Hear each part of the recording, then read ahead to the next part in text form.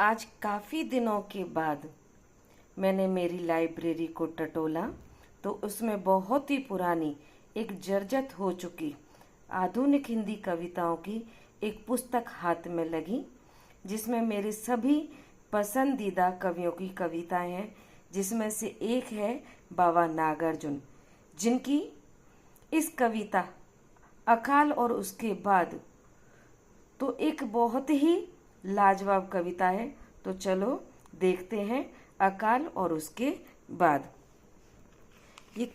पूरी पुस्तक ही देखोगे आप तो पूरे पेज एकदम टूट चुके हैं, लेकिन फिर भी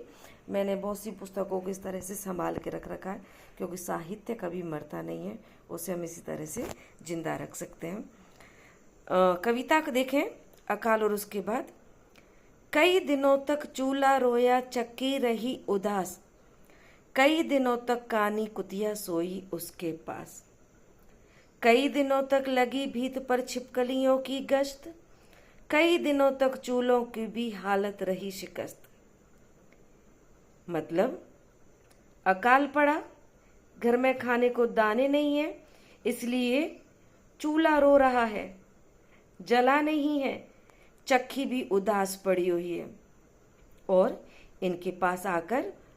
कुतिया सो जाती है। घर में कोई नहीं है, घर खाली हो गया है, इसलिए छिपकलियों को भी मजे पड़ गए। वो भी पूरी घर की दीवारों पर अपनी चहलकदमी गश्त लगाती रहती हैं, और चूहे भी, जो चूहे हैं उनकी हालत भी बड़ी परस्त हो चुकी है, शिकस्त लग चुकी है, उनको भी, उनकी भी हालत बड़ी खराब हो चुकी है, क्योंकि घर में खाने के लिए अनाज का एक दाना भी नहीं है। फिर क्या होता है,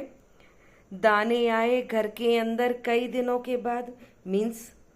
अकाल पूरा हुआ, और कहीं से घर में खाने के लिए दाने आए। दाने आए घर में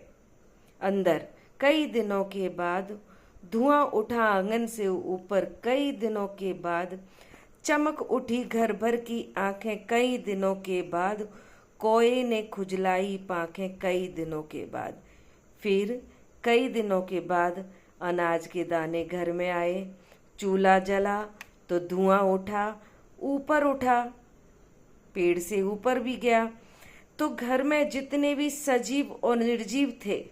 उन सबकी आंखों में भी एक नई चमक आई, एक नई उमंग आई कि हाँ, अब अकाल बीत गया, सब कुछ पहले जैसा नॉर्मल हो जाएगा।